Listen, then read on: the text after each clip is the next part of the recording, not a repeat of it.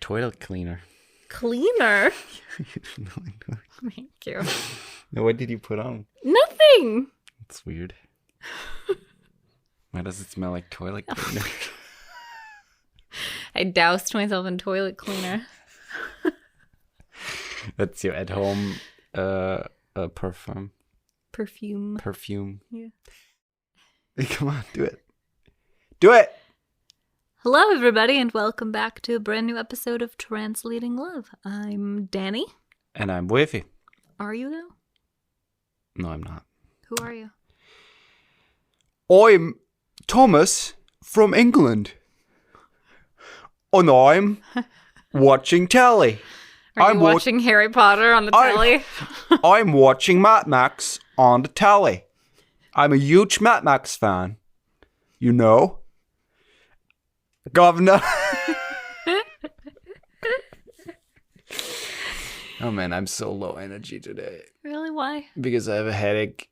You have a headache? I took something, but it's still there. And Sorry. it's been a long work day. Yeah. And I don't know. How are you doing? I'm fine. Fuck the world.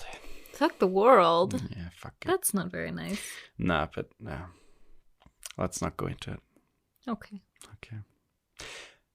By the way, the for those who are German or in the German-speaking area and who might have noticed the backlash about the pinky gloves that had happened on the social media the last couple of days.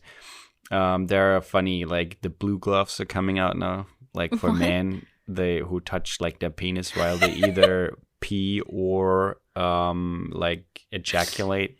It's really funny. It's really funny. So like basically the opposite of the and for those of you who have no idea what we're talking about, I'm sorry. Just to quickly give a little thing. Two men thought that they know. Three. I mean, no, it's two men. Two men, and the third one backed them in the show. Oh, okay. But two men thought it smart for them to promote or like to produce and promote the product for women's menstrual period hygiene cycles. Yeah, right. Because men know so much about menstrual cycles. And in 2021, that's not a smart idea. Well, it's not just that, but the product that they made is basically like a little box thing so you can be discreet when you're throwing it away. Like, say there's no place to put your tampon and you need to throw it away and you can't throw it in the toilet. So they made this little box that's super discreet that you can put it in. No, but yeah, there's a box with it. No, and Danielle, yes, no, it's the glove. No, it's the glove. I watched the video today. Me too. You're completely There's wrong. a different. The glove is there to put it in. Yes. No. You have a glove.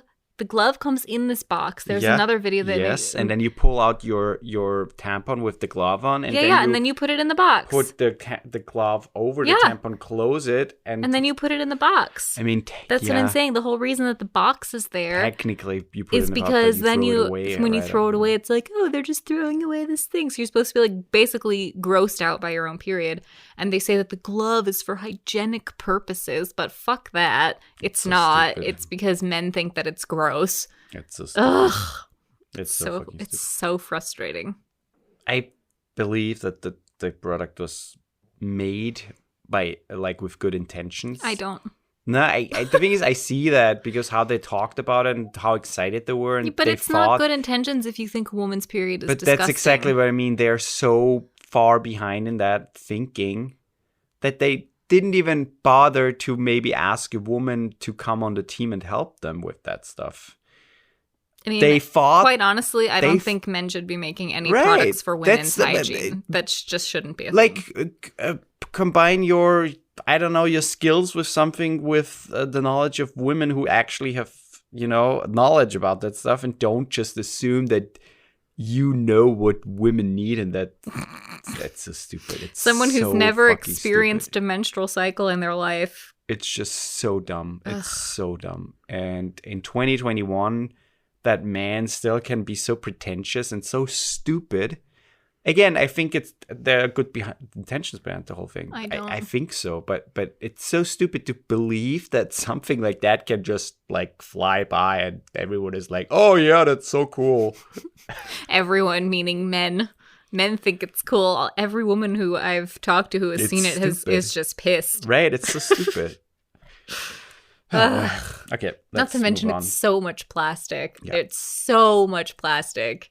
Yeah. Which is just what we need in the world right now. Yeah. More plastic being thrown into garbage cans. Yeah. Yeah. Yeah. Let's move on.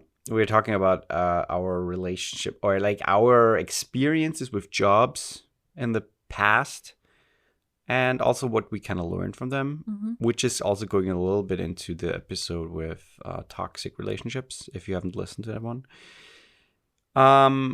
And where we are today, and maybe a little bit like what is our goal, or like a new goal in the future that we want to reach at some point.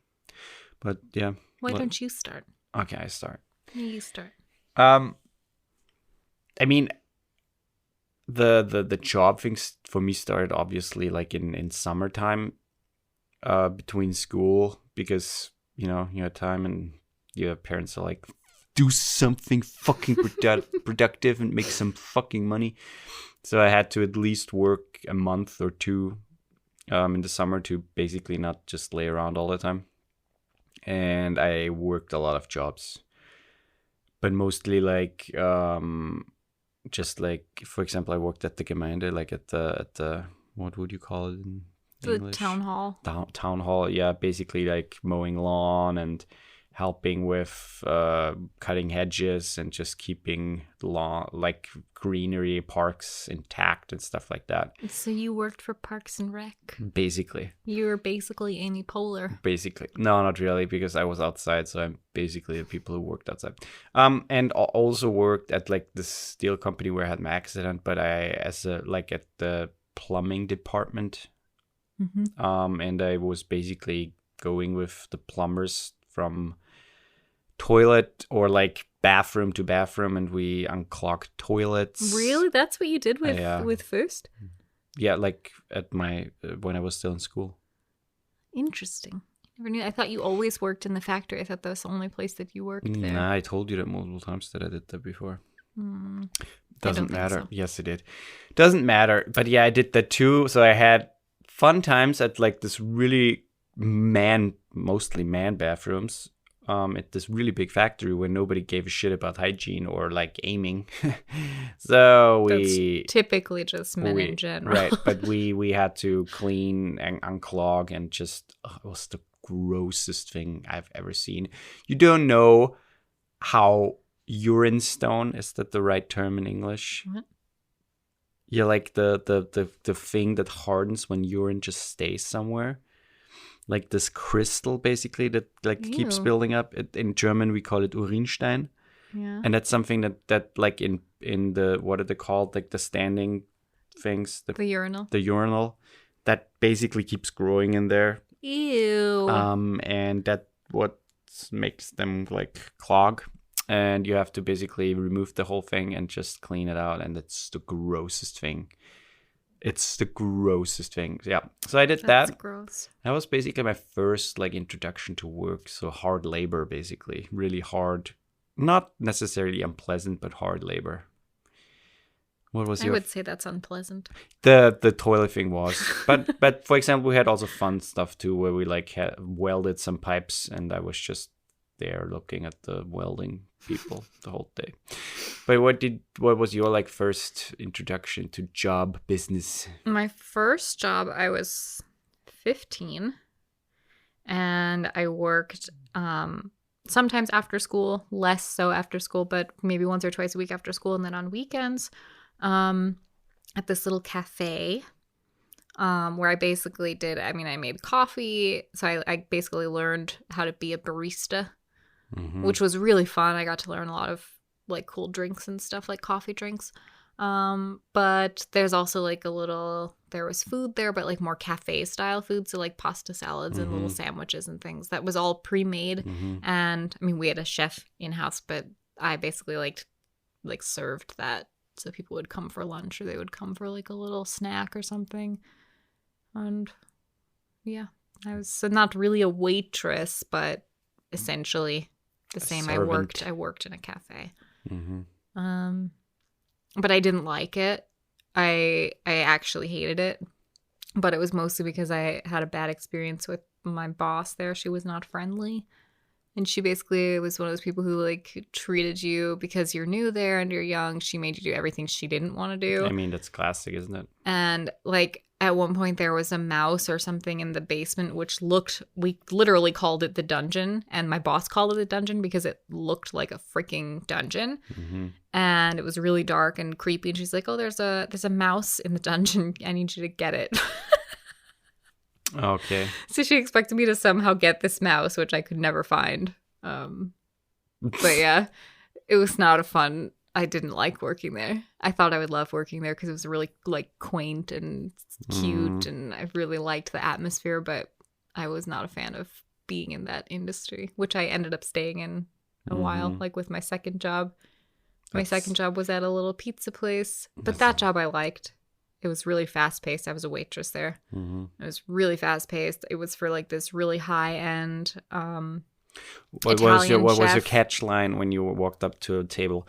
Oh, everybody, I'm your waitress, Danielle, tonight. What can I do for you? No, but it was a different kind of waitress setting. Was it Hooters? No. It was a different kind of waitress setting because it was more casual, where I would bring food, but they ordered it. They ordering. No, they order it at when they walk in, and then they find a table. It's like self-service, but then you bring them everything else. So you didn't have to talk to them. You just I did. I mean, I had to hey, everybody, it's me. That pizza, order the pizza, and then you threw it into his face. If I was working behind the counter, then I had to take their orders and do all of that. But I was also serving and bussing tables. Basically, did everything there.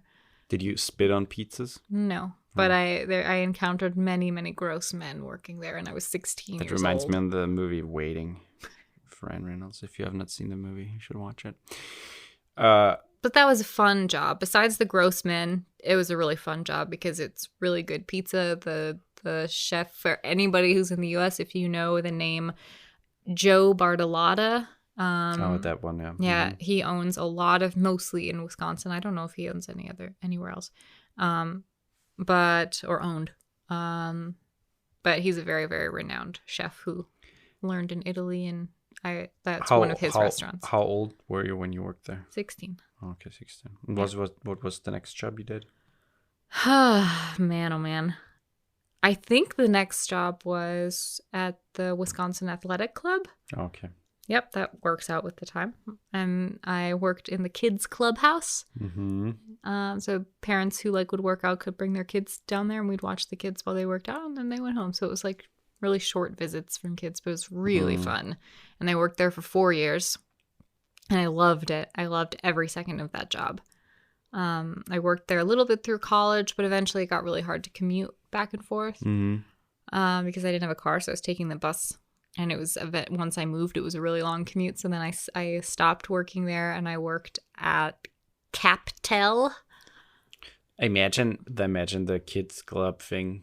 What was it called? Kids waiting. Clubhouse. I imagine it just being a room with full of like little small kids chairs, and every kid had to just sit on a chair and wait for the parents. We had so much fun. We had so much fun when there. a kid was like saying something, you're like, What? That's not fun here. No. You have to wait until your parents pick you up. No. Did the parent ever forget a kid there? No.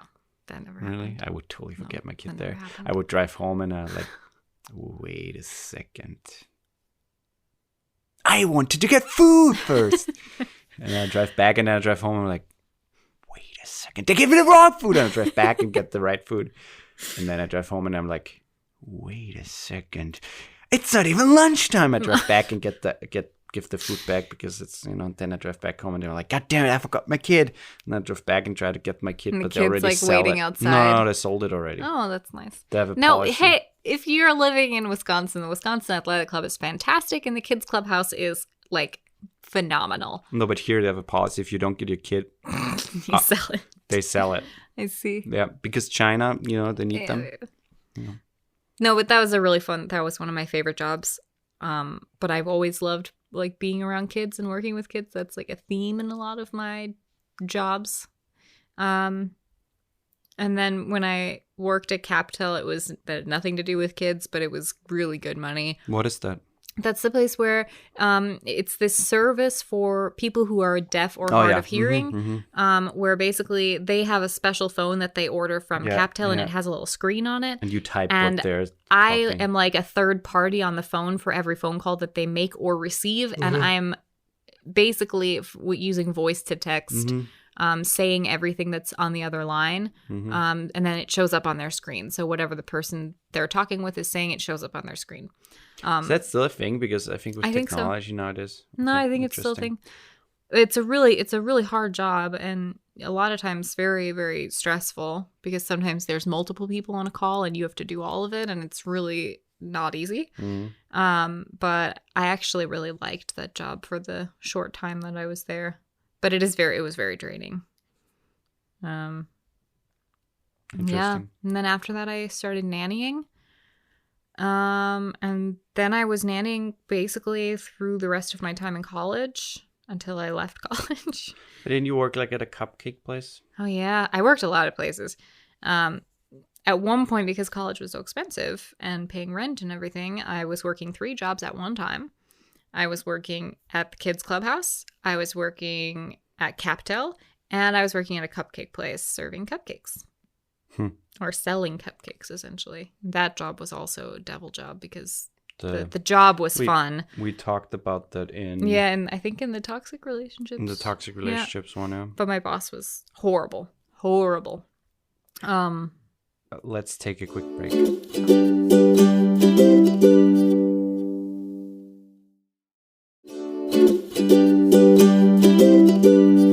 And we're back. Let me quickly say, because you talked so much and I want to talk. Yeah, but you didn't have as many jobs. I was trying to get through all of the jobs that I had. No, but I want to just interject. Nah, you keep talking then. No, there's not that many more actually at this point. That when the cupcake place ended, that's when I also decided to leave the other 2 jobs and basically start working full time as a nanny.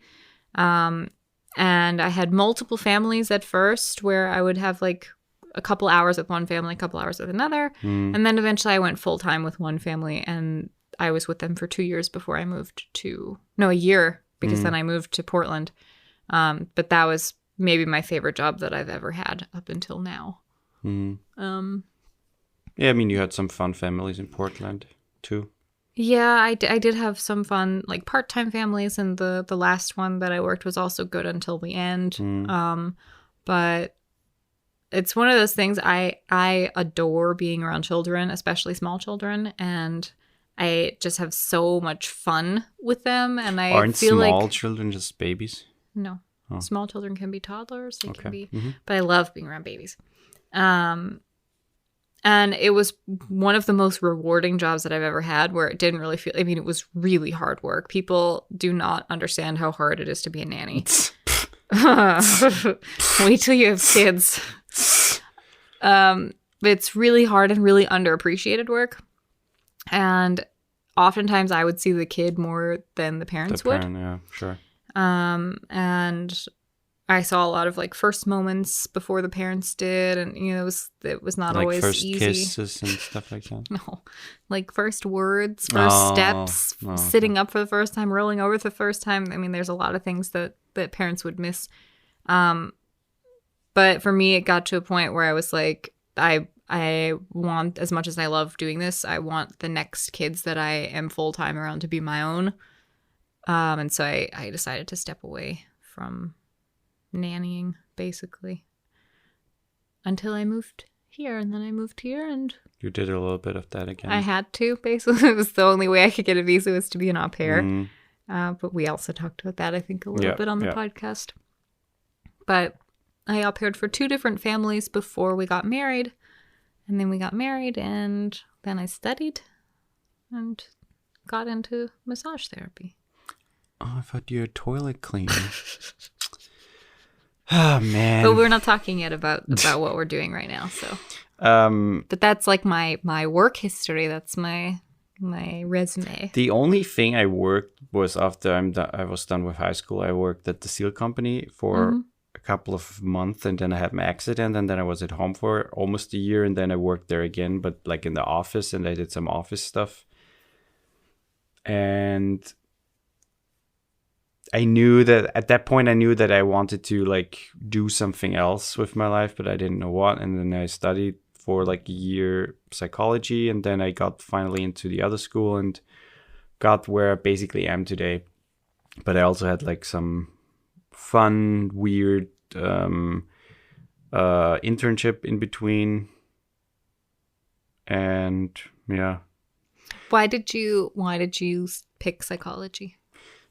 Because I liked it in school already. I'm super interested in it. I like the Freud and every aspect of the old psychology stuff, and I also just like the human brain and mind and how it works and how certain mental issues can completely impair us somehow. What did you have like an idea going in? I mean, it's a very broad field, but did you have an idea going in of like what you wanted to lean towards? Therapist.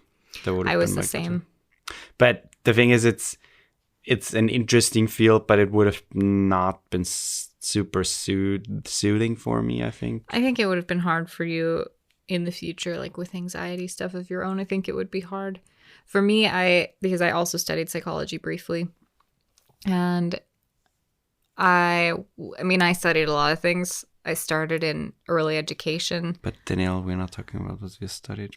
Yeah, but we're talking about like what our career paths were going to be. And No, I know, but I think the more interesting aspect, and I don't want to make it too long, is what like, is there something you took from working so many jobs, or something that you still keep in mind, or something that like all those jobs taught you? Like something significant? I mean, I think I learned something from every job. But something that stands out maybe, or something that you still carry around? Ugh. Besides the belly from the cupcake factory. That's not nice. I mean, that's mean that you say that, but it from that job, I learned a lot about my body image and my eating disorder, because I realized that I had an eating disorder while I was working there. But I had it already for a while. Oh, you realized it there? Yeah, but I didn't label it that way. But I didn't label it that way until years later, when I had already like started to get a handle on it. Mm-hmm. So it wasn't like that I called it that, but I knew, because of once I started working there, I realized that when I was really stressed, that's when I would eat more. Mm-hmm. And I mean, that's normal, not really something though. I learned from the job. That's just isn't that normal? Circumstance. Kind of at a certain age that you do that. Yeah, there is a sense of normality, but there's also a sense there's a point where it's too much. There's a point where it's a problem. Sure. I think that's a really tricky thing in ours. I don't want. I tried to use food to like make things better. Exactly. The more like druggy aspect of food. Yeah. No, but I think the biggest thing I learned, it's probably more from my nannying days, is I have a very high like patience. I don't know what you would call that. Like I have a lot of patience. At work right now? No, patience. Geduld. Ah, patience. Not patience with a T at the end. Patience. E-N-C-E. Mm-hmm. Because it's not, especially with small children, it can be very, very frustrating sometimes. Like with babies too, when they can't tell you what they want or what they need, and they're just crying, or they're sick or something, you need to have insane amounts of patience. Mm-hmm. And I always kind of had that, but I really, really gained a lot of that by being a nanny. I totally forgot my social year. I worked in like a social aspect realm thing, like with disabled people for 90 months, for 9 months. For 9 months, and I learned the same thing. I learned the having, even though I have to say it trickled away. I lost that a little bit, but I learned to have a lot of patience because they were essentially like kids, and you're right, kids at a younger age, you need a lot of patience with those people, especially they're slow and they're like all of a sudden their minds jump around and they want to, you tell them to do something and 5 seconds later they're completely doing something else. And oh man. Yeah, I learned that from that job, definitely. Yeah. And I think that's probably the biggest thing I've ever taken away from a job is to have patience. But I learned so much about children and like having a relationship with children and how to like manage certain situations in the best way because I tried so many different things. How to trick them. No, but like for me, it's like talking about emotions with kids and how to make it like normal and how to make them feel like okay for what they're feeling. There are so many different ways you can do that. And I think I like worked through so many that I have kind of found like a really, I wouldn't say the perfect combination, but a close to perfect way to explore all of those things with kids. To trick them. No. But I think that's going to be very helpful when we have kids. Like I feel so prepared to be a mom because of all of my time being a nanny. I will teach them to basically trick you all the time. You think you can do it, but in the end you can't.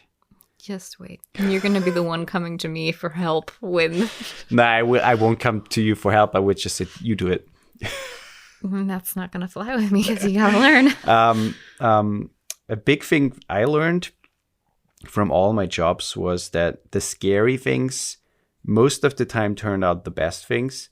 And being scared of something in a job, like, or basically something that can be like what is the word? Herausforderung? God damn it! Like a challenge. Like you think that's going to be a huge challenge, or even you walk into the job thinking like, how will I ever be able to do that? Those jobs were the most rewarding because you somehow make it work, and then you walk out and feel like, not that was easy, but I thankfully, threw myself into that, jumped into the cold water, and I maybe made some mistakes, which is fine, but overall I learned a lot and I gained so much from the whole thing. And that's something I still to this day do.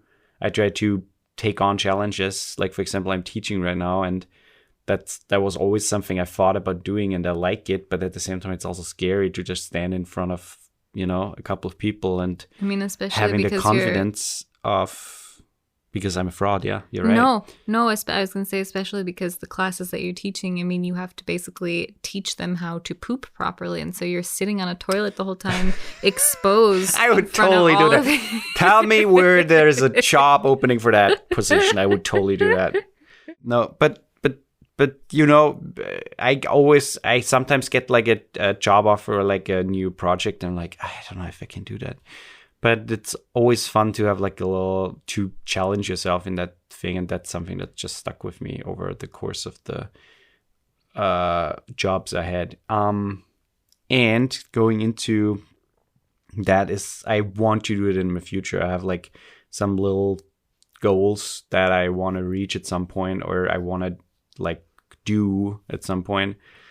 And those are like challenges that I at some point will probably say I don't know if I can do that, but I want to try it at least. But like what?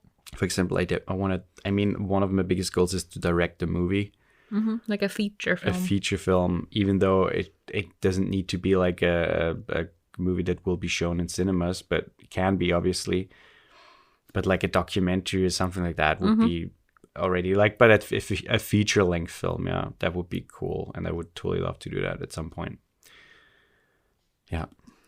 You could film a day in the life of Danielle, or a day in the life of my wife. That's a nice title. And then you just follow me around the whole day, because that would be a really interesting documentary. And then we cut it together. That so many people would 10 watch. minutes long, and we can put it on YouTube and call it a vlog. Wow. But is there something you like, a goal that you are working towards, or I that have you a lot want of goals.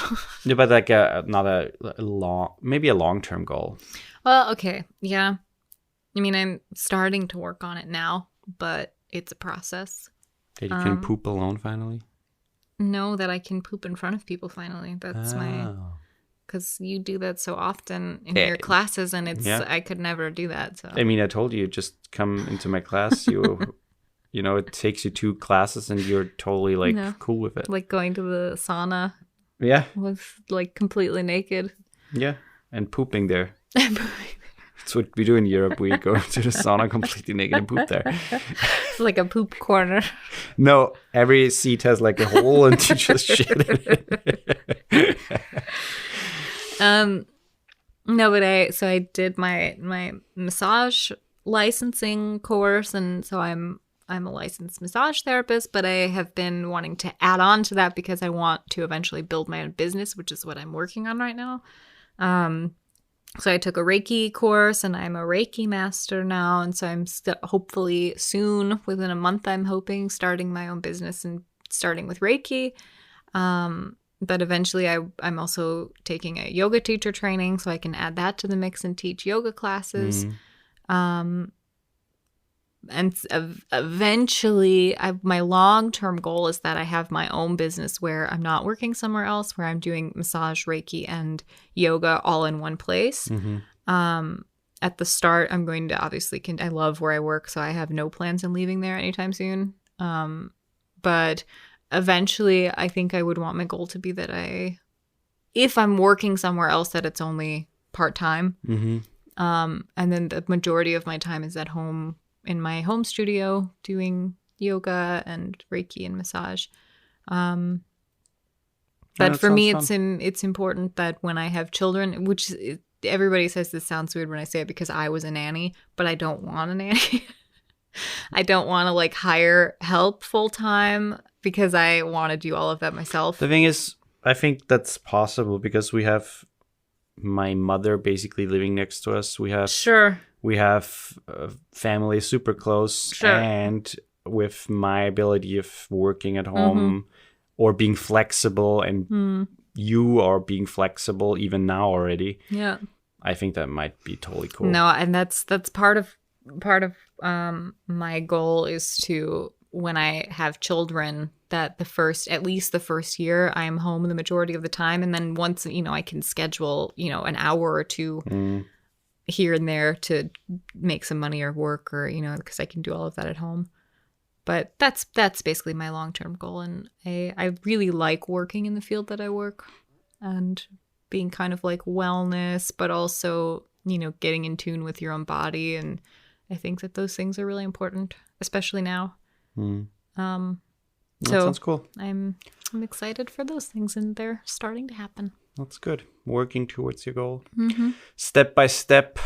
Long step by step because of that's fine. Bureaucracy, but it's still movement, Yep. progression. Yep. That's it. That's it. Thanks for listening, everybody. Please consider subscribing and liking. Don't just consider it, just do it. It doesn't hurt anybody. Please go to Apple Podcast and just leave a rating there. You don't even have to write anything, just a star rating. And yeah, if you like what you hear, share the podcast, and you can also write us on Instagram or on the Anchor page. Send us a message or whatever. And yeah, we love to hear from you. We do. Other than that, Did you say other than that? Other than that, I heard bye. Goodbye.